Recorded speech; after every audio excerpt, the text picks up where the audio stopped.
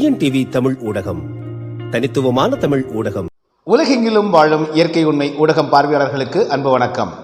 வடலூர் பெருவெளித்தலத்தில் அப்படி என்னதாங்க பிரச்சனை? வடலூரில் அப்படி என்னதாங்க பிரச்சனை? வள்ளலார் இடத்துல எதுக்கு நீங்கள் எல்லாம் எதிர்ப்பு தெரிவிக்கிறீங்க? ஒரு அரசாங்கம் 100 கோடி ரூபாய் செலவில் ஒரு நலத்திட்டங்களை செய்கிறது, அது ஒரு கோயிலுக்காக, வள்ளலாருடைய சன்மார்க்கத்துக்காகனா அது நல்லது தானே, அதை எதிர்க்கலாமா? இப்படின்னு தான் தொடர்ந்து பலரும் கேள்வி கேட்டுக்கொண்டிருக்கிறார்கள். இதை எதிர்ப்பதற்கு யாருக்கும் நேரமும் இல்லை, தேவையும் இல்லை. ஒரு அரசாங்கம் திருவள்ளுவர் பிரகாச ராமலிங்க வள்ளல் பெருமானாருக்காக ஒரு 100 கோடி ரூபாய் செலவில் சர்வதேச மையம் ஒன்றை அமைக்கிறது என்ற போது அனைவருமே மகிழ்ச்சியில் ஆழ்ந்தோம். அரசுக்கு நாங்கள் பாராட்டுதலை உடனடியாக தெரிவித்தோம். என்ன சொல்லியிருந்தாங்க? எதற்காக நாங்கள் பாராட்டினோம், மகிழ்ச்சி அடைந்தோம் என்றால், வடலூரில் 100 கோடி ரூபாய் செலவில் ஒரு வள்ளலார் சர்வதேச மையம் அமைக்கப்படும் திமுக அரசு அறிவிச்சது. அதற்கு மகிழ்ச்சி அடைஞ்சிருந்தோம். பிறகுதான் அதிர்ச்சி காத்திருந்தது. அவர்கள் எங்கே கட்ட போகிறாங்கன்னா, வடலூர் பெருவெளித்தலம் என்று சொல்லக்கூடிய கோயிலுக்குள்ளேயே. அதற்கு பெயரே பார்த்திங்கன்னா, மற்ற கோவில்கள் போல ஒரு கருவறை இருக்கும், சுற்றி பிரகாரங்கள் இருக்கும், சுற்றி உபதெய்வங்கள் எல்லாம் இருக்கும். அது போன்ற கோவில் அல்ல அது. அந்த 80 காணி நிலம் பார்வதிபுரம் மக்கள் 1867களில் தானக்கிரயம் செய்து கொடுத்த 80 காணி நிலம் தற்பொழுது அதுக்கு ஈடான அளவு 106 ஏக்கர். 106 ஏக்கர் நிலமும் பார்த்திங்கன்னா முழுக்க ஒரு செவ்வக வடிவிலான ஒரு காலி சமமான இடம். மிக அருமையான அழகான ஒரு பூமி அது. அந்த 106 ஏக்கரையும் வள்ளல் பெருமானாருக்கு அப்போவே 1827 பட்டா போட்டு கொடுத்துட்டாங்க. எதற்காக என்றால், வள்ளல் பெருமானாருடைய சமரச சுத்த சத்திய சன்மார்க்கம் மற்றும் தர்மசாலை, அதே போல் ஞானசபை. அங்கே அவ்வளோ பெரிய 106 ஏக்கரில் 2 கட்டிடங்கள் தான் பிரதானமாக இருக்கும். ஒன்று தர்மசாலை, மக்களுக்கு உணவு சமைத்து அடுத்த வேளை உணவில்லாதவர்களுக்கு அளிப்பதற்கான ஒரு தர்மசாலை. அடுத்ததாக பார்த்திங்கன்னா ஞானசபை, ஞான விளக்கம் பெறுவதற்காக. பொதுவாகவே தமிழர் சித்தரியலில் பார்த்திங்கன்னா, அண்டத்தில் உள்ளது தான் பிண்டத்தில் உள்ளது, பிண்டத்தில் உள்ளது தான் அண்டத்தில் உள்ளதுன்னு சொல்லுவாங்க. இந்த அண்ட பிண்ட விளக்கம் அப்படிங்கிறதுக்கு நமக்கு தெரியும் இல்லைங்களா? இந்த அண்ட பிண்ட விளக்கத்தை நமக்கு புரியப்படுத்துவதற்காகவும் தெரியப்படுத்துவதற்காகவே ஒரு ஞான சபையை அங்கே கட்டி வச்சுருக்காங்க. சூரிய சந்திர ஒளிபர விளங்கும் தனி அருட்பெருவெளி தலத்தெழும் சுடரே அப்படின்னு சொல்கிறாங்க. அப்படி அதுவும் குறிப்பாக தைப்பூச நாளில் தான் அதை வணங்கணும்னு சொல்கிறாங்க. ஆண்டுக்கு ஒரு முறை மிக சிறப்பு வழிபாடு அன்று. மாத பூசத்தன்னைக்கு சிறப்பு வழிபாடு, மற்ற நாட்களில் வழிபாடு. இதுதான் அங்கே இருக்கக்கூடிய வள்ளல் பெருமானார் நிர்ணயித்த நடைமுறைகள். அந்த அடிப்படையில் பார்க்கும்போது சூரியனும் சந்திரனும் ஒரே நேர்கோட்டில் தைப்பூசத்தன்னைக்கு தெரியும். முழு நிலவு நாள் அன்று அந்த 106 ஏக்கர் நிலத்தில் நிற்கிற அனைவருக்குமே அந்த பேராற்றல் கிடைக்கும். தொடர்ந்து அந்த நிலத்திற்கு கொண்டே இருந்தால், அந்த வெட்ட வெளித்தலத்திற்கு பெருவெளித்தலத்திற்கு கொண்டே இருந்தால் செத்தாரை எழுப்பக்கூடிய ஆற்றல் கிடைக்கும். அப்படின்னா என்ன அர்த்தம்? நோய்கள் குணமாயிரும், சாகிறது கூட அப்புறம் கடைசி. எப்பேற்பட்டவனுக்கும் வியாதி குணமாக அந்த இடத்துல 106 ஏக்கர் நின்னாலே. அதே போல அவர்கள் அங்கே தர்மம் செய்ய அங்கே தாங்கள் கொண்டு வரக்கூடிய, தங்களிடம் கூடுதலாக இருக்கக்கூடிய பணம், அரிசி, பருப்பு ஆகியவற்றெல்லாம் அங்கே தர்மசாலை கொடுத்து அதை உணவாக்கி இல்லாதவர்களுக்கு கொடுக்கும் பொழுது நமக்கு இருக்கக்கூடிய முன் உடல் மூலமாக இருக்கக்கூடிய அந்த பதிவுகள் எல்லாம் அது எதிர்மறையான பதிவுகள் எல்லாம் அழிந்து நமக்கு முழுக்க நேர்மறை பதிவுகளாக உருவாகும். அதற்கு பிறகு தொடர்ந்து நாம் இந்த ஜீவகாருண்யம் என்று சொல்லக்கூடிய பிறருக்கு பசியாற்றி கொண்டே இருக்கக்கூடிய அதையே விரதமாக கொண்டு உயிர்களுக்கு துன்பம் இழைக்காமல், அது எப்படி எண்ணத்தாலும் சொல்லாலும் செயலாலும் 3ஆலையும் பிறருக்கு துன்பம் இழைக்காமல் பிறருடைய பசியை ஆற்றிக்கொண்டே இருப்பதையே ஒரு விரதமாக கொண்டு இருந்தோம் என்றால் அதுதான் ஜீவகாருண்யம் என்று பெயர். அந்த ஜீவகாருண்யம் தான் மோட்ச வீட்டின் திறவுகோல் அப்படின்றார். எந்த பிறருக்கு பசியாற்றும் இந்த ஒரு செயலை மட்டும் நீங்கள் விரதமாக மேற்கொண்டு செய்து வந்தால், பிற உயிர்களுக்கு துன்பம் இழைக்காமல், கொலை செய்யாமல், அதை உண்ணாமல், கொலை புலால் அப்படின்னு சொல்லுவார் வள்ளல் பெருமானார். பறவையை கொன்று தின்பது, மீனை கொன்று தின்பது, ஆட்டை கொன்று தின்பது இருக்கிற இந்த கொலை புலால் தவிர்த்து அது வேண்டான்றார். அதை தவிர்த்து விட்டு பிறருக்கு பசியாற்றக்கூடிய இந்த ஜீவகாருண்ய ஒழுக்கத்தை கடைபிடித்தால் மோட்ச வீட்டின் திறவுகோல் நமக்கு கிடைக்கும். இப்படி தொடர்ந்து செஞ்சுட்டு வந்தீங்கன்னா, இந்த சரியை, கிரியை, யோகம், ஞானம்லாம் சொல்கிறாங்க இல்லையா, பக்தி, மெய்யெல்லாம், இறையெல்லாம், அது செய்யவே வேண்டியதில்லைன்றார். உலகத்திலேயே திருவள்ளுவர் பிரகாச ராமலிங்க வள்ளல் பெருமானார் மட்டும்தான் எப்படி ஒரு எளிமையான நேரடியான ஒரு வழியை நமக்கு காட்டியிருக்கிறார். அப்படிப்பட்ட மிகப்பெரிய வலிமை வாய்ந்த ஒரு மார்க்கம்தான் சமரச சுத்த சத்திய சன்மார்க்கம். சமரசம் என்றால் ஏற்றத்தாழ்வு இல்லாத, சுத்தம் என்றால் கலப்படம் இல்லாத, சத்தியம் என்றால் உண்மையான சன்மார்க்கம் அப்படிங்கிறத வள்ளல் பெருமானாருடைய சன்மார்க்கம். இதுதான் அங்கே வடலூர் பெருவெளியில் 106 ஏக்கர் பெருவெளித்தலத்தை வந்து உருவாக்குனாங்க. அப்பொழுது தர்மசாலையும் ஞான சபையும் தவிர மீதமுள்ள காலி இடங்கள் எல்லாம் விவசாயம் பண்ணலாமா கேட்டபோது கூடாது என்று வள்ளலார் சொல்லிட்டாங்க. கட்டிடங்கள் கட்டி கொள்ளலாமா கூடாது அப்படின்னு சொல்லிட்டாங்க. குளம் ஒன்று வெட்டினாங்க, அதை 500 ரூபாய் பணத்தை கொடுத்து உடனே குளத்தை மூடு அப்படின்னு சொன்னாங்க. இதற்கு ஒரு முறை விளக்கம் கேட்கும்போது பெருமானார் சொல்றாங்க, எங்கனும் காணும் எள்ளு விழுந்தால் எள்ளு குடிந்தெடுக்க கூட இடமில்லாத அளவுக்கு இங்கே கும்பல் சேரும் அப்படின்றார். அப்படின்னா என்ன அர்த்தம்? எள்ளு போட்டால் குடிஞ்சு எள்ளு எடுக்க மாதிரி நெருக்கமாக மக்கள் இங்கே கூட்டமாக வந்து நிற்பார்கள். அப்படி நிற்கும் பொழுது இந்த இடமெல்லாம் வந்து இந்த மாதிரி கட்டுமானங்கள், விவசாயம், அதே போல் குளமெல்லாம் தடையாக இருக்கும். எனவே இந்த இடம் இப்படித்தான் இருக்க வேண்டும். இதற்கு பெயர் தான் பெருவெளித்தலம், வெட்ட வெளித்தலம். கூரை இருக்கக்கூடாது, கீழே வந்து பார்த்திங்கன்னா மார்பிள் ஃபினிஷிங்லாம் இருக்கக்கூடாது, தரையாக இருக்க வேண்டும், மண் தரையாக இருக்க வேண்டும், வானம் வந்து திறந்த கூரையாக இருக்க வேண்டும். இதுதான் பெருவெளித்தலமே. அந்த கோயிலே திறந்த வெளி கோயிலுங்க. இதை வந்து புரிஞ்சுக்காமல் காலி இடத்த பார்த்தோன்னே கை வந்து நமக்கு திமுக காரங்களுக்கு வந்து அப்படியே சுருங்கும் பார்த்தீங்களா? அதுபோல் அந்த இடத்த பார்த்தோன்னா என்ன ஆயிடுச்சுன்னா, இப்படி ஒரு காலி இடம் வந்து விட்டு வைக்கிறதா, அதுவும் திமுகவினுடைய கண்களிலிருந்து விட்டு வைக்கிறதான்னு நினச்சாங்களான்னு தெரியல.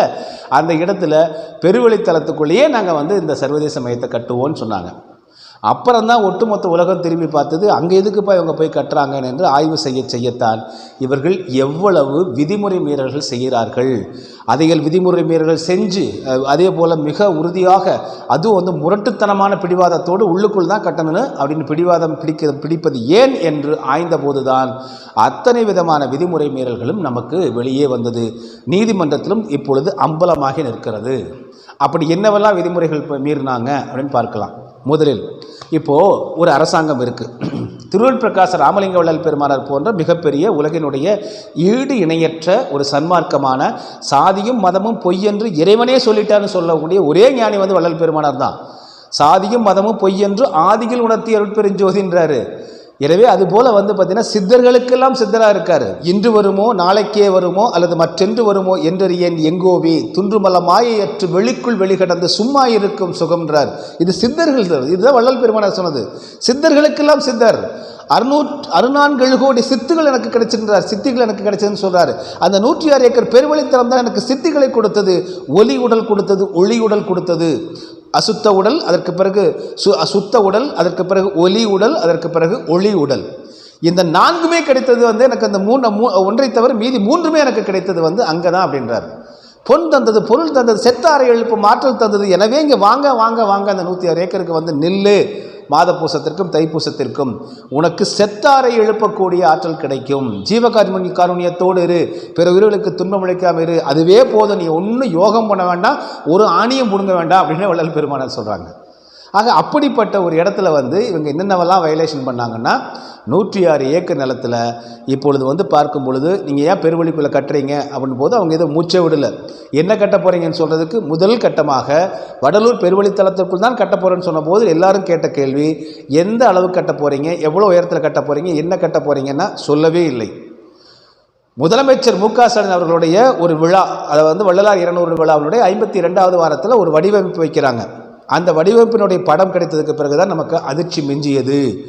இருக்கிற அந்த பெருவெளித்தலம் முழுவதுமே பில்டிங் பூரா அடைச்சி கட்டுறாங்க. என்னடா பெருவெளித்தலம் வெட்ட வெளித்தலம் அப்படின்னு சொல்லிட்டாங்க. அந்த இடத்துல போய் இப்படி அடைச்சி மேலே கூரையாகவும் மண்டபங்கள் போலும், கீழே மார்பிள் ஃபினிஷிங்கும், ஏதோ கல்யாண மண்டபம்லாம் கட்டுற மாதிரி சுற்றுலாத்துறை தாஜ்மஹால் போலெல்லாம் பண்ணுறாங்களாடான்னு சொல்லிட்டு அதற்கு பிறகுதான் கொஞ்சம் கொஞ்சமாக நம்ம அதை பற்றி ஆய்வுகள் செய்து வெளிப்படுத்த தொடங்கிய போது அவர்கள் அதற்கெல்லாம் செவிசாய்க்கவே இல்லை. தொடர்ந்து மனுக்களை வந்து சன்மார்க்க சங்கத்தவர்கள் கிட்டத்தட்ட 2023 செப்டம்பர் அக்டோபர் மாதங்களிலிருந்து அரசுக்கும் இந்து சமய அறநிலையத்துறைக்கும் அமைச்சருக்கு அனுப்புகிறாங்க. ஒரு பதிலும் கிடையாது. தொடர்ந்து நூற்றுக்கணக்கான மனுக்கள் போகின்றன, அதற்கும் பதில் கிடையாது. அதற்கு பிறகு வந்து ஜனவரி 10ஆம் தேதி கடலூர் மஞ்சக்குப்பத்தில் 500லிருந்து 700 மொத்தமாக 1000 பேர் வந்திருந்தாங்க. ஆனால் இறுதி வரை இருந்தது 500லிருந்து 700 பேர் இருந்தாங்க. அவர்கள் காலையிலிருந்து மாலை வரை உண்ணாநிலை போராட்டம் நடத்தி கடைசியில் மனுவை கொண்டு போய் பெருவெளிக்குள்ளே கட்டக்கூடாது, வேறு இடத்துல கட்டிக்கணும்னு ஒரு மனுவை வந்து மாவட்ட ஆட்சித்தலைவர் கொடுக்குறாங்க. அப்புறம் இந்த மாவட்ட ஆட்சித்தலைவர் ஒரு கேலியாக நகைச்சுவையாக, நீங்களே 2 பேர் பிரிஞ்சு நிற்கிறீங்க அப்படின்பதை போல எளிமையாக பேசினார். என்னமோ சாமியாருக்கு வெள்ளையன் வேலை போட்டு வந்து எதுக்குறாங்க, இது அரசாங்கம் பண்ணுங்கிற போல் அப்படி ஒரு ஒரு ஒரு ஒரு இது இருந்துச்சு அவங்கக்கிட்ட, ஒரு கர்வம் இருந்தது அவங்கக்கிட்ட. ஸோ அதுக்கு பிறகும் ஒரு பதில் இல்லை. அதற்கு பிறகு தமிழ் தேசிய பேரியக்கத்தினுடைய வள்ளலார் பணியகம் அவர்கள் வந்து ஆர்ப்பாட்டம், சாலை மறியல் பண்ணாங்க. பாட்டாளி மக்கள் கட்சி மிகப்பெரிய அதை அடிக்கல், இதையெல்லாம் தாண்டி அடிக்கல் நாட்டியே தீர்வோம், அடிக்கல் நாட்டும் வரையிலுமே என்ன கட்ட போகிறாங்க, எதுக்கு கட்ட போகிறாங்க, அதனுடைய வள்ளலார் சொன்னதுபடி கட்டுறாங்களா இல்லை சன்மார்க்கத்துக்கு ஆதரவாக கட்டுறாங்களா, எந்த விவரமே சொல்லப்படவில்லை. ஆனால் அவர்களுக்கு ஆதரவான ஒருத்தர் வந்து இந்த தலைமைச் சங்கம் அப்படிங்கிற ஒரு டுபாக்கூர் சங்கம் ஒன்று, அது வந்து லெட்டர் பேட் சங்கம் ஒன்று. அங்கே வந்து பார்த்திங்கன்னா ஆஃபீஸே மொத்தம் 4 பையில் தான் இருக்குது. 4 பையில் 5 ஃபைலை வச்சுக்கிட்டு ஒரு செக் புக்கை வச்சுக்கிட்டு காரில் ஊராக சுற்றிட்டு இருப்பாங்க. அது ஒரு நாள் ஈரோட்டில் வந்து பொதுக்கூட்டம் நடத்துவாங்க, அந்த செயற்குழு கூட்டம் நடத்துவாங்க, இன்னொரு நாளில் வந்து சேலத்தில் நடத்துவாங்க. எங்கெல்லாம் மரத்தடி கிடக்குதோ அங்கே நடத்தக்கூடிய அதுக்கு பேர் டுபாக்கூர் லெட்டர் பேட் சங்கம். அவங்க தான் என்ன பண்ணிட்டாங்க, தமிழ்நாடு அரசுக்கு நாங்கள் தான் ஒட்டுமொத்த சன்மார்க்க சங்கத்தின் பிரதிநிதிகள் அப்படிங்கிற மாதிரி ஒரு லெட்டரை கொடுத்து அவர்களையும் வந்து அந்த தமிழ்நாடு இந்து சமய அறநிலையத்துறை அங்கீகரித்து, ஏன்னா டுபாக்கூருக்கு தான் அவங்களுக்கு தேவை. கேள்வி கேட்குறவர் இருந்தானே கேட்பான்ல, உள்ள எப்படா வந்து கட்டுறேன்னு கேட்பான்ல, கேள்வி கேட்காத ஒரு கொத்தடிமை தான் தேவை என்பதற்காக இவர்களை வைத்துக் கொண்டார். இந்த டுபாக்கூர் லெட்டர் பேட் தலைமைச் சங்கத்தை வச்சுக்கிட்டாங்க. அப்பொழுதும் அவர்களும் வந்து என்ன சொல்கிறாங்க, அதெல்லாம் வள்ளல் பெருமானாருடைய வழிகாட்டுதலுக்காகத்தான், அதன்படி தான் நடக்குது அப்படின்னு அந்த மதர்கார் ஒருத்தர் வந்து பார்த்திங்கன்னா நல்லா வந்து சைங் சைங் சைங் அடிச்சுட்டு இருந்தார். அப்போ நாங்களே எதிர்த்து கேள்வி கேட்டோம். அப்போ வந்து சொல்கிறாரு, வெளி அப்படின்னா ஸ்பேஸு அப்படின்னு புதுசாக ஒரு உருட்டுனார். அதற்கு பிறகு நாங்கள் ஆதாரத்தோடு எடுத்து போட்டதுக்கப்புறம் அப்படியே அப்புறம் அமைதியானாங்க. அப்புறமா என்ன சொன்னாங்க, நீதிமன்றத்திலே போய் வெளி ஸ்பேஸ்ன்னு சொன்னாங்க. நீதிமன்றத்தில் அது உடஞ்சுது. ஜட்ஜு சொன்னார், வெட்ட வெளி தளம்னு சொல்லிட்டாங்க. அப்புறம் என்ன போய் திரும்ப ஸ்பேஸ் கீஸ்லாம் சொல்லிட்டு இருக்கீங்கன்னு உடச்சிட்டார். அது அதற்கு பிறகு வந்து பார்த்திங்கன்னா இடுக்கில்லாத இடம் அப்படிங்கிறதுக்கு ஒரு பாடல் இருக்குது. சிதம்பரத்தில் வந்து ரொம்ப இடைஞ்சலாக இருக்கீங்களே நடராச பெருமானே, இங்கே நான் வந்து 8 அம்பலத்தோடு பெரிய 106 ஏக்கரில் நான் வந்து உங்களுக்காக தளம் கட்டி வச்சுருக்கேன், இங்கே வந்து நடனமாடு அப்படின்னு ஒரு பாடல். அந்த பாடலுக்கு இந்த ஜால்ரா கோஷ்டி தப்பாக விளக்கம் கொடுத்துச்சு. இடுக்கு என்றால் துன்பம் என்று பொருள்னு கவிஞர் கண்ணதாசன்லேருந்து எடுத்துக்கிட்டு உருட்டினாங்க. வள்ளலார் சொன்ன இடுக்கு என்பது கண்ணதாசனுடைய இடுக்காக மாறி அப்படி உருட்டினாங்க. இப்படி இவர்கள் எல்லாம் தொடர்ந்து போராடி கருத்தியல் ரீதியாக வள்ளல் பெருமான சொன்னதை எல்லாம் இவர்கள் திருத்தி கூறுவதெல்லாம் போராடிய போது ஒருபுறம் வந்து சாலை மறியல், அதுக்கு பிறகு பார்வதிபுர மக்கள் அந்த பள்ளங்குழுக்குள்ளேயே இறங்கி எங்களை மண்ணை போட்டு மூடி எங்கள் மேல் வந்து சர்வதேச மையத்தை கட்டுங்க என்றெல்லாம் போராடினார்கள். இப்படியெல்லாம் வந்ததுக்கு பிறகு நீதிமன்றத்திலே மனு தாக்கல் செய்யப்பட்டது. தமிழ்வேங்கை முதலாக மனு தாக்கல் செய்கிறார் மார்ச் மாதம். அதன் பிறகுதான் 8-9 மாதங்களுக்கு முன்னது போட்ட ஒரு மனுவுக்கு செயல் அலுவலர், அதை வந்து வடலூரினுடைய தெய்வ நிலையத்தினுடைய செயல் அலுவலர் ஒரு கடிதம் அனுப்புகிறார். எப்போ 9 மாதம் கழித்து. நீங்கள் நினைப்பதைப் போல நீங்கள் சர்வதேசமை என்பது வேறெல்லாம் அல்ல, கழிவறை, குளியலறை, தங்குமிடம், உணவகம் அப்படின்னா அப்புறம் கிளைச்சாலைகள் அப்படின்னு புதுசாக வந்து ஒரு உருட்டினார் முதலாக. அதுதான் முதல் official response from the HRNC. அது வரைக்கும் 9 மாதம் இவங்க எதுவுமே நீதிமன்றத்துக்கு போனதுக்கு பிறகு தான் அப்படியே ஏதோ நீதிமன்றம் சத்தம் கேட்குது போல் என்னப்பா அப்படிங்கிற மாதிரி எழுந்தாங்க. அதன் பிறகு தான் வந்து பதில் கொடுத்தாங்க. அப்போ கிளைச்சாலை என்பது அது முதலாக கொடுக்கப்பட்ட டெண்டர்லேயே கிடையாது. அப்போ டெண்டர்னுடைய முதலாக 99.90 கோடிக்கு வெளியிட்ட டெண்டர் என்ன, அதில் கூறப்பட்டது என்ன, இவர்கள் இப்பொழுது ஈஓ சொல்வது என்ன என்பதெல்லாம் ஒப்பிட்டு பார்த்த பொழுது சம்பந்தமே இல்லாமல் இருந்துச்சு. ஆக முதல் வயலேஷனே வந்து பார்த்திங்கன்னா இந்த பெருவழித்தலம் எதற்காக கட்டுகிறது என்று சன்மார்க்க சங்கத்தவர்கள், டுபாக்கூர் சங்கம் இல்லாமல் உண்மையான சங்கத்தவர்கள், அந்த நிலம் கொடுத்த பார்வதிபுரம் மக்கள் இவரிடம் எந்த கருத்தும் கேட்கவில்லை. அவர்களுக்கு சாதகமான 1-2 பேரை வந்து ஃபோட்டோ ஷூட் நடத்தி கருத்து கேட்பு கூட்டம் நடத்தியதை போலவும், அதற்கு தலைமைச் சங்கம் என்கிற டுபாக்கூர் சங்கத்தின் அடிப்படையில் ஒட்டுமொத்த சன்மார்க்க சங்கத்தவர்களும் அனுமதி கொடுத்ததைப் போலவும், பார்வதிபுரத்தைச் சேர்ந்த 1-2 பேரை வைத்து தங்களுக்கு சாதகமான திமுக காரர்களை வைத்து அதற்கு ஒப்புதலை பெற்று ஒட்டுமொத்தமான பார்வதிபுரம் மக்கள் ஒப்புதல் கொடுத்ததைப் போலவும் இப்படி பொய்யாக ஒரு உருட்டி வந்து இவர்கள் எல்லாம் ஒப்புதல் பெற்று அவர்கள் வந்து அத்திவாரமே தோண்ட தொடங்கிட்டாங்க. அதற்கு பிறகுதான் வழக்கு முதல் மனு தாக்கல் செய்யப்படுகிறது. அதற்கு பிறகு வினோத் ராகவேந்திரா என்கிற 2வது மனு தாக்கல் செய்யப்படுகிறது. அதற்கு பிறகு தான் வழக்கு சூடுபிடிக்குது.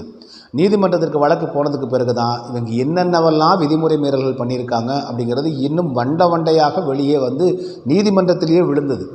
என்ன பண்ணியிருக்காங்கன்னா, இவர்களிடம் இருந்தது மொத்தமே 71 ஏக்கர் தான். வள்ளல் பெருமானாருக்கு பார்வதிபுரம் மக்கள் கொடுத்தது 80 நிலம், 106 ஏக்கர் நிலம். அதில் 35 ஏக்கர் நிலத்தை காணவில்லை அப்படின்னு நீதிமன்றத்தில் வந்து சொல்கிறாங்க. எங்ககிட்ட இருக்கிறது 71 ஏக்கர் தாங்கய்யா, அதுக்குள்ளே தாங்க அப்படி கட்டிக்கிறோம், அதில் இடம் பத்தாமதாங்கய்யா, சைட் பி அப்படிங்கிற இடத்துல வந்து ஒரு 12 ஏக்கர் இருக்குதுங்க, அதில் 5 ஏக்கர் எவனாவது ஆட்டை போட்டாங்கய்யா, மீதி கொஞ்சோண்டு இடம் இருக்குங்க, அங்கேயும் கட்டிக்கிறேன்றாங்க. இப்போது மிக முக்கியமாக நம்ம கவனிக்க வேண்டியது, ஒரு அரசாங்கம் இந்த திட்டத்தை செயல்படுத்துகிறது என்றால் 106 ஏக்கர் நிலத்தில் 71 ஏக்கர் நிலம் தான் இருக்குதுன்னா 35 ஏக்கர் நிலத்தை முதலில் மீட்கும் நடவடிக்கையை செய்ய வேண்டுமா, அல்லது அந்த 71 ஏக்கர் நிலத்தில் குறுக்கி பில்டிங்கை கட்டிட்டு 10க்கு வெளியே போய் மீதத்தை கட்டுவீங்களா? இது எந்த ஒரு நியாயம்? இதைத்தான் இந்து சமய அறநிலையத்துடைய சேகர்பாபுவும் இந்து சமய அறநிலையத்துறை செய்யுது. 106 ஏக்கரில் 35 ஏக்கர் ஆட்டை போட்டு போயிட்டாங்கிறத பற்றி கிஞ்சித்தும் கவலை இல்லை. இருக்கிற 71 ஏக்கரில் முக்கால்வாசி பில்டிங்கை கட்டிட்டு மீதமுள்ள பில்டிங்கை வெளியே பி சைட்டில் கொண்டு போய் அங்கே கொஞ்சம் மிச்சம் இருக்கிற இடத்துல கட்டி விட்டுருவோம் அப்படிங்கிற இந்த ஒரு கடனுக்கான வேலையைத்தான் செய்கிறது. கடனுக்கு செய்வான்னு சொல்லுவோம்ல, அதுபோல் செய்கிறது. அப்போ அரசாங்கம் என்ன செய்திருக்க வேண்டும்? முதல்ல அந்த 106 ஏக்கர் நிலத்தையே மீட்டு இருக்க வேண்டும். உண்மையிலேயே சன்மார்க்க சங்கத்தின் மீது அக்கறை இருக்குமேயானால் சன்மார்க்க சங்கத்தை உலகம் முழுவதும் கொண்டு செல்ல வேண்டும் என்கிற அக்கறை சேகர்பாபுவுக்கும் இந்து சமய அறநிலையத்துறைக்கும் தமிழ்நாடு அரசுக்கும் இருக்குமேயானால் ஆட்டையை போட்டுவிட்டு 35 ஏக்கரை முதலில் மீட்க வேண்டுமா, அல்ல இருக்கிற 71 ஏக்கரிலும் கட்டடத்தை கட்டிவிட்டு மீதம் 10க்கு இன்னும் இருக்கக்கூடிய 12 ஏக்கரில் போய் அங்கே கொஞ்சம் கட்டிக்கிறேன்னு சொல்லுவாங்களா? என்ன விதமான பொறுப்பற்ற செயல் இது? இது எவ்வளவு பெரிய விதிமுறை மீறல், எவ்வளவு பெரிய முறைகேடு இது? அடுத்ததாக இவ்வளவெல்லாம் பண்ணாங்களே, அந்த இடம் யாருக்கு சொந்தம்? இந்து சமய அறநிலையத்திற்கு சொந்தமா? இல்லை. தமிழ்நாடு அரசுக்கு சொந்தமா? இல்லை. அது யாருக்கு சொந்தம் என்றால் இன்று வரை திரு அருட்பிரகாச ராமலிங்க வள்ளல் பெருமானார் சிதம்பரம் ராமலிங்கம் என்ற பெயரில் தான் பட்டா இருக்கிறது. அது ஒரு தனியார் நிலம்.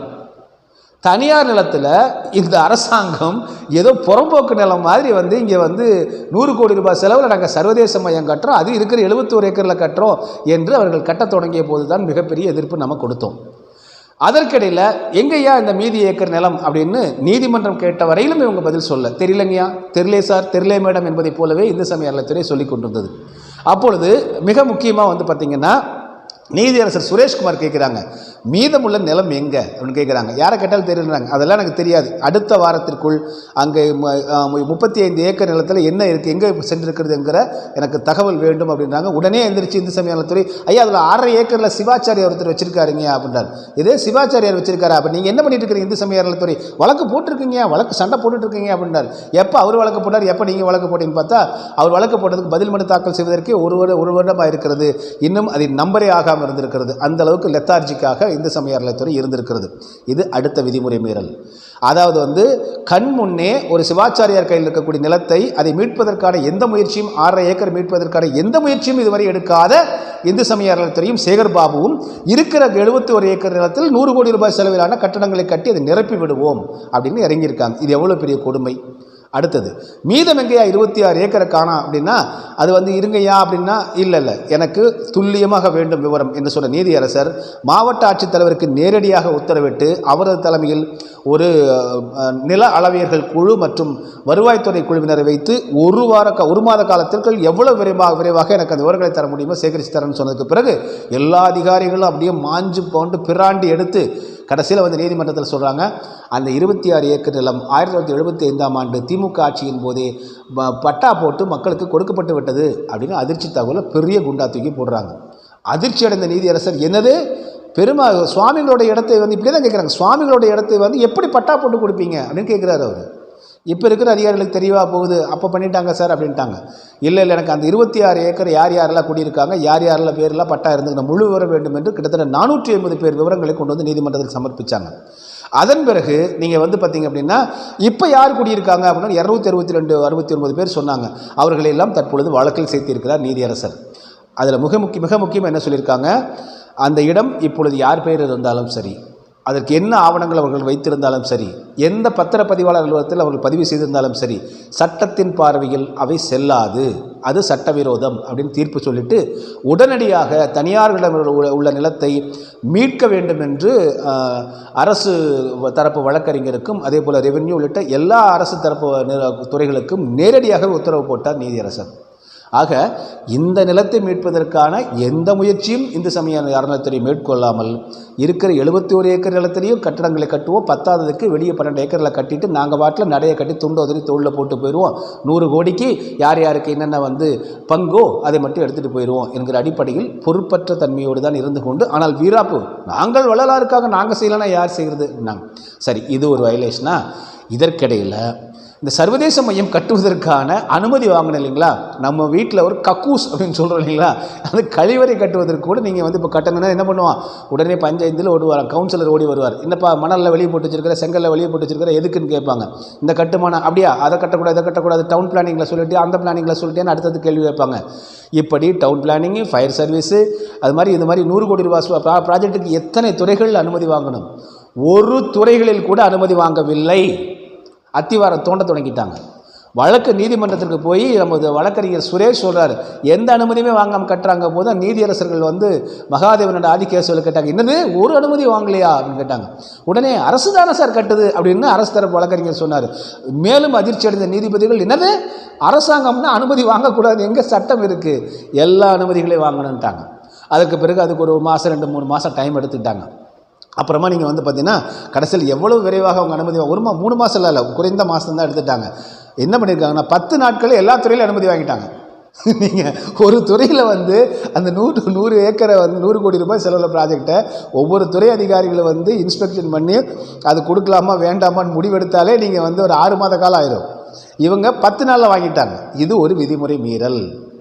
அதுபோல் இன்னொன்று பார்த்தீங்கன்னா, இந்து சமய அறநிலைத்துறை என்பது தற்காலிகமாகத்தான் அவர் நிர்வகிக்கக்கூடிய பொறுப்பு தானே தவிர உரிமை கொண்டாடக்கூடிய பொறுப்பு இந்து சமய அறநிலைத்துறை கிடையாது. கணக்கு வழக்கு பார்க்கலாம், பராமரிச்சுக்கலாம், லைட்டை போடலாம், டாய்லெட்டு பாத்ரூம் சுத்தம் பண்ணிக்கலாம், சாப்பாடு கீப்பாடு போட்டுக்கலாம், சம்பளம் கொடுத்துக்கலாம், தூய்மை பண்ணிக்கலாம். இது மட்டும்தான் அவங்க நிர்வகிப்பது மட்டும்தான் அவங்க வேலையை தவிர உரிமை கொண்டாட முடியாது. அதுவும் வள்ளல் பெருமானார் போன்ற தனி நபர்கள் மீது பட்டா இருக்கக்கூடிய சன்மார்க்கம் என்று பிற மதங்கள் போல அல்லாமல், பிற கோவில்கள் போல அல்லாமல் தனித்த நெறியோடு இருக்கக்கூடிய வடலூர் சன்மார்க்க சங்கத்தில் வந்து இவங்க அப்படிலாம் பண்ண முடியாது. எனவே அதுவும் வந்து வயலேஷன். என்ன பண்ணிட்டாரு தெரியுங்களா, ஈஓ எல்லாமே ஈஓ அவரே கையெழுத்து ஸ்வைன் கையெழுத்து போட்டு 100 கோடி ரூபா ப்ராஜெக்ட்டுக்கு ஓகே பண்ணுறாரு. அவர் தான் டெண்டரே விடுறாரு, ஈஓ தான் டெண்டர் விடுறாரு 100 கோடி ரூபா ப்ராஜெக்ட்டுக்கு. அதுக்கு பிறகு ஈஓவே வந்து பர்மிஷன், எல்லாத்துக்கும் பர்மிஷன் போடுறாரு, அங்கே கட்டிங்க இங்கே கட்டிங்கன்றாரு. உடனடியாக ஈஓவே வந்து கலெக்டர்கிட்ட போய் எனக்கு இந்த இடத்த வந்து எனக்கு வந்து இது விவசாய நிலமாக இருக்குது, இது நான் அக்ரிகல்ச்சர் லேண்டாக மாற்றி கொடுங்கன்றாரு. விவசாய நிலத்தை விவசாயமற்ற நிலமாக மாற்றி கொடுப்பது யாருடைய விவசாய நிலம்? வள்ளல் பெருமானாருடைய நிலம். போன ஆண்டு வரைக்கும் விவசாயம் பண்ணிட்டு இருக்காங்க அந்த 12 ஏக்கரில். அதை நான் அக்ரிகல்ச்சரல் பர்பஸ் லேண்டாக மாற்றுறாரு. யார்? செயல் அலுவலர். அவருக்குள்ள அந்த ரைட்ஸே கிடையாது. இப்படி தொடக்கத்திலிருந்து இந்த 100 கோடி ரூபாய் சர்வதேச மையத்துக்கு தொடங்குவதிலிருந்து இவர்கள் யாருடைய அனுமதியை முதல்ல பெற்றிருக்கணும் அப்படின்னா, சன்மார்க்க சங்கத்தவர்கள். இந்த டுபாக்கூர் சங்கம் அல்ல, இந்தியா முழுவதும் உலக அளவில் இருக்கக்கூடிய சன்மார்க்க மூத்தவர்களை எல்லாம் அழைத்து இந்த மாதிரி நாங்கள் இந்த திட்டத்தை கட்டலாமா என்று கேட்டிருக்க வேண்டும். கேட்கவே இல்லை சேகர்பாபுவும் இந்து சமய அறநிலைத்துறையும். ஒரு டுபாக்கூர் 4-5 வந்து வெள்ளை வெட்டி வெள்ளை சட்டி மஞ்சத்தொப்பி போட்ட ஒரு டுபாக்கூர் சங்கத்தை வைத்து அவர்கள் அனுமதியை பெற்றுவிட்டு ஒட்டுமொத்த சன்மார்க்க சங்கத்திடம் அனுமதியை பெற்றது போல பொய்யை உருவாக்கி ஒரு கட்டுக்கதையை வைத்துக்கொண்டு இவர்கள் செய்ததுதான் இத்தனை பிழை. உள்ள போய் பார்த்தா தானே இத்தனை ஓட்டைகள். அதற்காகத்தான் நீங்கள் நல்லவங்களை கூப்பிடாமல் இருந்திருக்காங்க. உலகெங்கிலும் இருக்கக்கூடிய உண்மையான சன்மார்க்க சங்கத்தில் கேட்டாங்கன்னா இந்த இவ்வளோ டுபாக்கூர் வேலையெல்லாம் பண்ண முடியாது இல்லை, இவ்வளோ ஃப்ராடுத்தனம் பண்ண முடியாது இல்லைங்களா? அதற்காகத்தான் டுபாக்கூர் ஆட்களையே வைத்து இதெல்லாம் பண்ணியிருக்காங்க அப்படிங்கிறது இப்பொழுது நீதிமன்றத்திலே வெட்ட வெளிச்சமாயிருச்சு. நீதிமன்றத்தில் அவங்க ஒவ்வொரு வெளியே இந்த இவர்கள் செய்யக்கூடிய முறைகேடுகள்லாம் வெளியே வரும்போது வெட்ட வெளிச்சமாயிருச்சு. அப்படி எல்லாமே வந்து பார்த்திங்கன்னா என்ன சரி, சன்மார்க்க சங்கத்தவர்கள் அப்போ என்ன செஞ்சுருக்கணும்னா, முதல்ல உலகெங்கிலும் இருக்கக்கூடிய சன்மார்க்க சங்கத்தவர்கள், அறிந்தவர்கள், அறிஞர்கள், ஞானியர்கள், ஆய்வுகள் செய்வர்களாக அழைத்து முதல்ல கட்டலாமாங்க உள்ள அப்படின்னு கேட்டிருக்கணும். கேட்கவே இல்லை. இவர்களுக்கு அத்திவாரமே தோண்ட ஆரம்பிச்சிட்டாங்க. அதுக்கு பிறகுதான் வழக்கு நீதிமன்றத்துக்கு போச்சு. இதற்கிடையில் வந்து பார்த்திங்கன்னா இது இந்து சமய அறநிலைத்துறை தானே. அப்படியே இந்து சமய அறநிலைத்துறை கட்டுப்பாட்டில் இருந்தாலும் கூட இதை வந்து யார் முதல்ல ஒப்புதல் கொடுக்கணும்னா அறங்காவலர் குழு தான் ஒப்புதல் கொடுக்கணும். 2021 திமுக ஆட்சி ஏற்றதற்கு பிறகு வந்து பார்த்திங்கன்னா போன 6 மாதத்துக்கு முன்பு வரையும் அறங்காவலர் குழுவே அமைக்கப்படவில்லை. அறங்காவலர் குழு இல்லாமலே செயல் அலுவலரை வைத்து எல்லா வேலையிலும் பண்ணியிருக்காங்க. இது ஒரு கம்ப்ளீட் வயலேஷன். இது மிகப்பெரிய ஒரு விதிமுறை மீறல். சரிங்களா? சட்ட விரோதம் செஞ்சது. அவங்கெல்லாம் பூரா ஈயோ வச்சுக்கிட்டே எல்லா ஓட்டியிருக்காங்க. ஈயை ஓட்டி அங்கேயும் இங்கேயும் ஒட்ட வச்சு எப்படியாவது அந்த 71 ஏக்கர் ஆட்டையை போட்டணும். என்ன அர்த்தம்? பூரா பில்டிங்கை மறைச்சு சன்மார்க்கத்தை ஒழித்து விட வேண்டும், சிதைத்து விட வேண்டும் என்பது பிளான். அது திட்டம். அதில் ஆளாளுக்கு வந்து உள்ள அந்த டுபாக்கூர் சங்கத்தை சேர்ந்தவங்களும் ஒவ்வொருத்தருக்கு ஒருத்தர் பொறுப்பு. முதியோர் இல்லத்தையா, இந்தாப்பா நீ மதுரைக்காரன் நீ பார்த்துக்கோ, சித்த மருத்துவமனையா அந்த ஈரோட்டுக்கார சித்த வைத்தியர் லேகி விற்கிறிய நீ பார்த்துக்கப்பா அப்படின்னு ஒவ்வொருத்தருக்கு போய் பிரித்து கொடுத்து அவர்களை வந்து காலங்காலத்துக்கு அவங்களே இருக்கிற மாதிரியான செட்டப் இதெல்லாம் பண்ணுறதுக்கு தான் அவர்கள் இவ்வளோ வந்து தியாகத்தை செய்திருக்கிறார்கள்.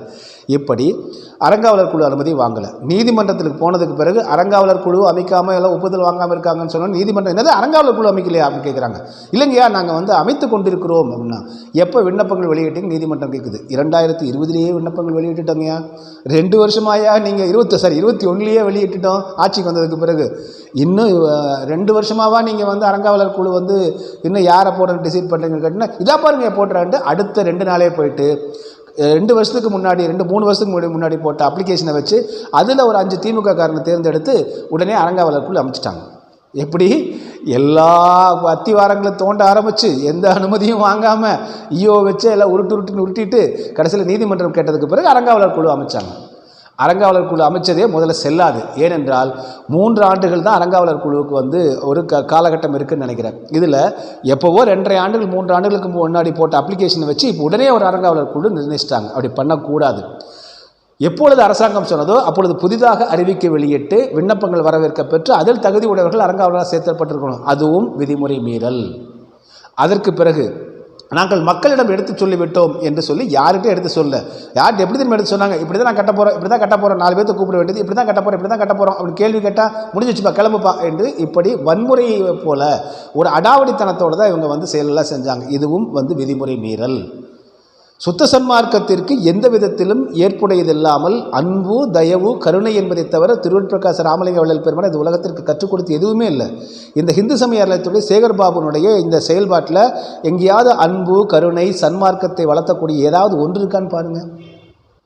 இதற்கு பிறகு இதையெல்லாம் படிப்படியாக நீதிபதி முன்பாக சுரேஷ்குமார் அவர்கள் முன்பாகவும் தற்பொழுது வந்து சவுந்தர் அவர்கள் முன்பாகவும் இதற்கு முன்பாக மகாதேவன் ஆதிகேசவர்கள் முன்பாகவும் அதற்கு சத்யநாராயணன் முன்பாகவும் நமது வழக்கறிஞர் திரு சுரேஷ் அவர்கள் தொடர்ந்து வந்து இது போன்ற அத்தனை விதிமுறை மீறல்களையும் புட்டு வச்சாங்க. நீதிமன்றத்தில் எல்லாமே ஆவணங்களாக இருக்கின்றன, எல்லாமே ரெக்கார்டாக இருக்குது. சென்னை உயர்நீதிமன்ற சிறப்பு அமர்வில் அத்தனை விதிமுறை மீறல்களும் அதாவது இந்து சமய அறநிலையத்துறை வள்ளலார் சர்வதேச மையம் என்கிற பெயரில் செய்த அத்தனை தில்லாலங்கடித்தனங்களும் தகுதித்தங்களும் விதிமுறை மீறல்களும் பதிவாகி இருக்கின்றன. இன்னும் இது பெரிய பட்டியல். நம்ம இன்னும் ஏற்கனவே காலமாயிட்டுக்கலாம் நம்ம சுருக்கமாக சொல்லிருந்ததுக்கு எவ்வளோ சொல்கிறோம். இதற்கு பிறகு வந்து பார்த்திங்கன்னா கடந்த அமர்வின் போது என்ன பண்ணாங்கன்னா, ஐயா இது இந்த 26 ஏக்கரில் நாங்கள் வந்து மீட்பதற்கான முயற்சி எடுத்துட்டோம். யார் நீதியரசரை பார்த்து தமிழக அரசாங்கம் சொல்லுது. அந்த 6.5 ஏக்கரில் சிவாச்சாரியாட்டையும் வாங்கிடலாங்க, வழக்கு இங்கே தான் இருக்குங்க. இப்போது இந்த 2-3 கட்டடங்கள் கட்ட வேண்டியது இருக்குது, அந்த பி சைட்டில் கட்டிக்கிட்டுமா அப்படின்னு இத்தனை கலையபரங்கள் இவ்வளவு அசிங்கப்பட்டு இவ்வளவு வந்து அம்பலமாகி இவ்வளவு வந்து விதிமுறை மீறல்களை செய்து சர்வதேச மையத்தை கட்டுறதே முதல்ல கட்டக்கூடாது. பெருவழித்தலைனா முதல் விதிமுறை மீறலே வெட்ட வெளித்தளத்துக்குள்ளே கட்டக்கூடாதுங்கிற விதிமுறை மீறல். அதையும் தாண்டி தற்பொழுது பி சைட்டில் கட்டிக்கிறோம், மீதம் உள்ளதில் ஏ சைட்டில் நீங்கள் அனுமதி கொடுத்ததுக்கப்புறம் கட்டிக்கிறோன்னு நீதிமன்றத்தில் அனுமதி வாங்குறாங்க. அப்பொழுது வழக்கறிஞர் சுரேஷ் அவர்கள் எழுந்து அதே போல் சக வழக்கறிஞர்கள் எழுந்து கடுமையாக ஆட்சேபனை தெரிவிக்கிறாங்க. நோ பி சைட்டில் கட்டுறது சர்வதேச மையம் தான். எங்களுடைய முதல் பெட்டிஷனே சர்வதேச மையத்தையே கட்டக்கூடாதுங்கிறது தான்.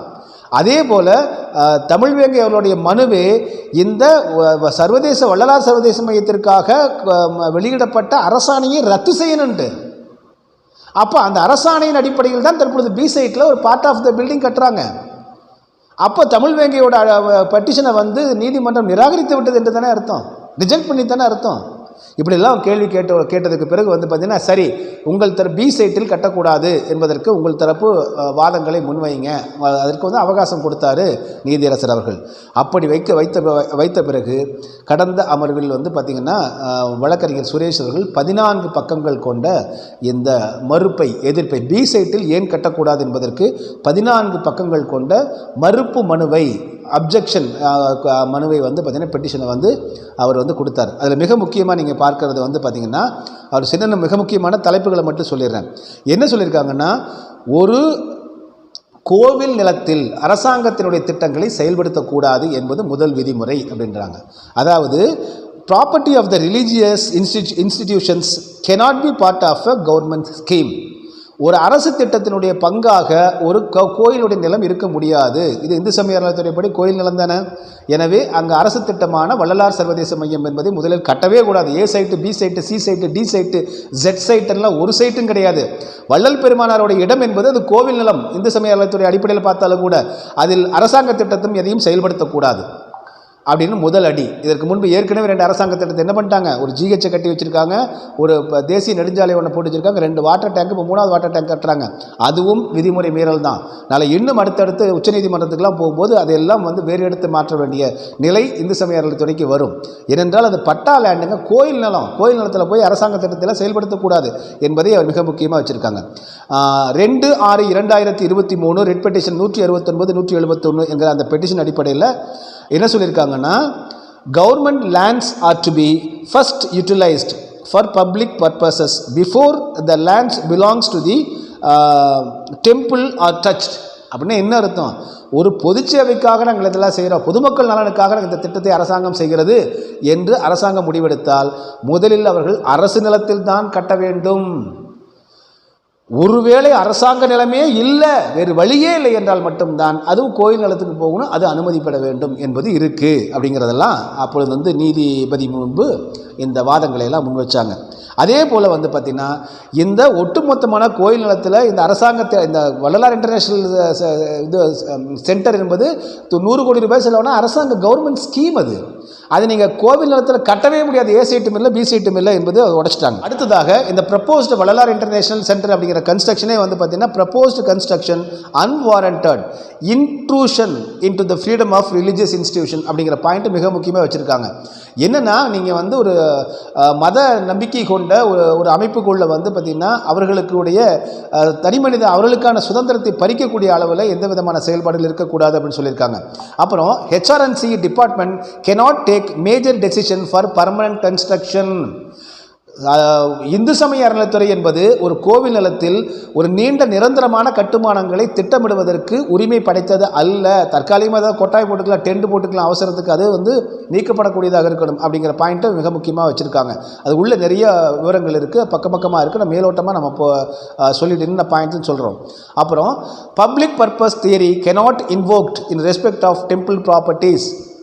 நீங்கள் பொதுமக்கள் பயன்பாட்டுக்கானது அப்படிங்கிற வந்து தத்துவம், சித்தாந்தத்தை, குறிக்கோளை வந்து நீங்கள் வந்து பார்த்திங்கன்னா, கோவிலுடைய சொத்துக்களில் நீங்கள் போய் பப்ளிக் ப்ராப்பர்ட்டி அப்படிங்கிறத வந்து இன்வோக் பண்ணக்கூடாது, திணிக்கக்கூடாது, அதை அங்கே நடைமுறைப்படுத்தக்கூடாது என்பதை மிக முக்கியமாக வச்சுருக்காங்க. அதுக்கு பிறகு வந்து பார்த்திங்கன்னா, agricultural lands of temple should be used only for agricultural purpose. இப்போ பி சைட்டுன்னு ஒன்று கட்டுறேன்னு சொன்னாங்க இல்லைங்களா, அது வந்து விவசாய நிலம். போன வருஷம் வரைக்கும் விவசாயம் பண்ணியிருக்காங்க, கந்தாயமும் அந்த டாக்ஸ் எல்லாம் கட்டியிருக்காங்க. இப்போ என்ன பண்ணியிருக்காங்கன்னா, இந்த அக்ரிகல்ச்சர் லேண்டை தான் வந்து இஓ வச்சு, செயல் அலுவலரை வச்சு நான் அக்ரிகல்ச்சர் லேண்டாக வந்து கன்வெர்ட் பண்ணிட்டாங்க. அது ஒரு விவசாய நிலத்தை விவசாயம் இல்லாத பயன்பாட்டுக்காக மாற்ற வேண்டும் என்றால் ஏராளமான ப்ரொசீஜர் இருக்குதுல. அவ்வளோ சீக்கிரம் டக்குன்னு கையெழுத்துலாம் போட்ட முடியாது.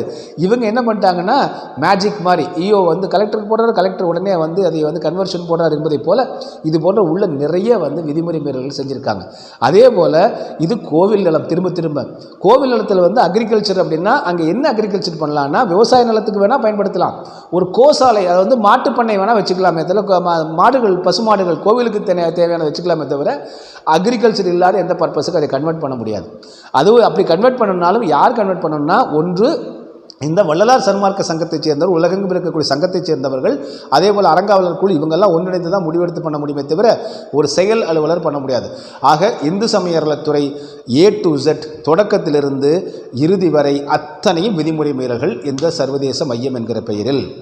இவ்வளவு ஆத்திரம், இவ்வளவு அவசரம், இவ்வளவு முனைப்பு, இவ்வளவு தீவிரம் காட்டி அந்த சர்வதேச மையத்தை கட்டியாக வேண்டும் என்ற தேவை என்ன இருக்குது? தமிழ்நாட்டில் பள்ளிக்கூட ஆசிரியர்களுக்கு சம்பளம் கொடுக்க பணம் கிடையாது. அவர்கள் இந்த சாலைகளில் வந்து மறியல் பண்ணிட்டு இருக்காங்க. பல்வேறு பள்ளிக்கூடங்களில் வந்து கழிவறைகள் கிடையாது. ஓட்டில் வந்து ஓட்டையாய் தண்ணி ஒழுகிட்டு இருக்கு. மருத்துவமனைகள் சீரழிந்து கொண்டிருக்கின்றன. சாலை வசதி இல்லாமல் இருக்கு. அடிப்படை வசதி இல்லாமல் மக்கள் தவித்துக் கொண்டிருக்கிறார்கள். ஆனால் இங்கே 100 கோடி ரூபாய் செலவில் சர்வதேச மையம் இவ்வளவு அடம்பிடித்து கட்ட வேண்டிய தேவை என்ன இருக்கிறது? யாருக்காக கட்டுறாங்க? இது உதயநிதி அவர்கள் சன்மார்க்க சங்கத்தை சேர்ந்தவரா? மு.க. ஸ்டாலின் அவர்கள் சன்மார்க்க சங்கத்தை சேர்ந்தவரா? துர்கா ஸ்டாலின் அம்மா சன்மார்க்க சங்கத்தை சேர்ந்தவர்களா? வேணா அவங்க குடும்பத்தில் துர்கா ஸ்டாலின் அம்மாவுடைய சகோதரர் ஜெயராஜமூர்த்தி நீண்ட ஆண்டு காலமாக அந்த சன்மார்க்கத்தில் ஈடுபாடு கொண்டவராக இருக்கார். அவர் கூட தொடக்கத்தில் இந்த தலைமைச் சங்கத்தில் அவருடைய பெயர் லெட்டர் ஹெட்டில் இருந்துச்சு, கௌரவ ஆலோசகர் அப்படின்னு இருந்துச்சு. அதற்கு பிறகு நாம் தொடர்ந்து வந்து நான் மட்டும் இல்லாமல் நிறைய பேர் வந்து காணொலிகளில் வந்து இது கேள்வியாக கேட்டபோது ஒரு கட்டத்துக்கு டிஎன்டிவியினுடைய நமது யூடியூப் சேனல்லே கீழே வந்து ஜெயராஜமூர்த்தி அவர்கள் என்ன சொல்லிட்டாரு அப்படின்னா, எனக்கும் தலைமைச் சங்கத்திற்கும் எந்த தொடர்பும் இல்லை, என்னுடைய பெயரை இதில் இதில் சேர்க்க வேண்டாம் என்று கூறியிருந்தேன், அதையும் மீறி சேர்த்து விட்டார்கள், எனக்கும் அதற்கு தொடர்பு இல்லை அப்படின்னு சொல்லி, அதே போல் எனக்கும் சர்வதேச மையத்துக்கும் தொடர்பு இல்லை நம்மகிட்டே மறுப்பு தெரிவிச்சிட்டார். அப்போ அவரும் இல்லைன்னா அப்போ யாருக்காக சேகர் பாபு ஐயா இவர்கள் இவ்வளவு முனைப்படுகிறாருங்கிற கேள்வியெல்லாம் இருக்கு இல்லைங்களா? இது உண்மையிலேயே வள்ளலாருடைய சன்மார்க்கத்திற்காக தான் திமுக அரசு செய்கிறதுன்னா இது இட்லின்னு சொன்னால் சட்னி கூட நம்பாது, ஏன் கூட இருக்கிற சாம்பார் கூட நம்பாது. எனவே இதெல்லாம் தாண்டி இவர்களுக்கு ஏதோ ஒரு செயல் நிகழ்ச்சி நிரல் அஜெண்டா என்று சொல்வார்கள் ஆங்கிலத்தில் இருக்குது. அது என்ன என்பது திருவள்ளுவர் பிரகாச ராமலிங்க வள்ளல் பெருமானாருக்கும் தெரியும், அருட்பெருஞ்சோதி ஆண்டவருக்கும் தெரியும். அவர்கள்தான் ஒவ்வொன்றாக கண்காணித்து கவனித்து நகர்த்தி கொண்டிருக்கிறார்கள். எனவே இந்த சன்மார்க்க சங்கத்தவர்களுக்கான நன்மையாகவோ வள்ளல் பெருமானாரை உலகெங்கிலும் எடுத்துச் செல்லக்கூடிய திட்டமாகவோ வள்ளலார் சர்வதேச மையம் இல்லை. முழுக்க விதிமுறை மீறல்களின் ஒட்டுமொத்த ஒரு பண்டிலாக, ஒட்டுமொத்த ஒரு மிகப்பெரிய ஒரு முறைகேட்டு கூடாரமாகத்தான் இது இருக்கிறது. மர்ம செயலாக, மர்ம மண்டபமாகத்தான், மர்ம திட்டமாகத்தான் இருக்கிறது. யாருக்காக செய்கிறார்கள், எதற்காக செய்கிறார்கள், இதனால் அவர்கள் அடையக்கூடிய நன்மை என்ன, யார் யாரெல்லாம் இதனால் பின்னாடி நன்மை அடையப் போகிறார்கள், அவர்களுடைய நன்மைக்காக, நீண்டகால நன்மைக்காக, இதற்காக இந்து சமய அறநிலையத்துறை, ஒரு தமிழ்நாடு அரசாங்கம் இப்படி வளைய வேண்டும், மக்களை இப்படி துன்பப்படுத்த வேண்டும், சன்மார்க்க அன்பர்களை இப்படி அவமானப்படுத்த வேண்டும், சன்மார்க்கத்தை இப்படி சிதைக்க வேண்டும் என்கிற பல கேள்விகள், பல 100 கேள்விகள் இன்னமும் விடையளிக்கப்படாமல் இருக்கின்றன. மீண்டும் மற்றொரு காணொலியில் உங்களை சந்திக்கிறேன். அதுவரை நன்றி, அன்பு, வணக்கம். டிஎன்டிவி தமிழ் ஊடகம், தனித்துவமான தமிழ் ஊடகம்.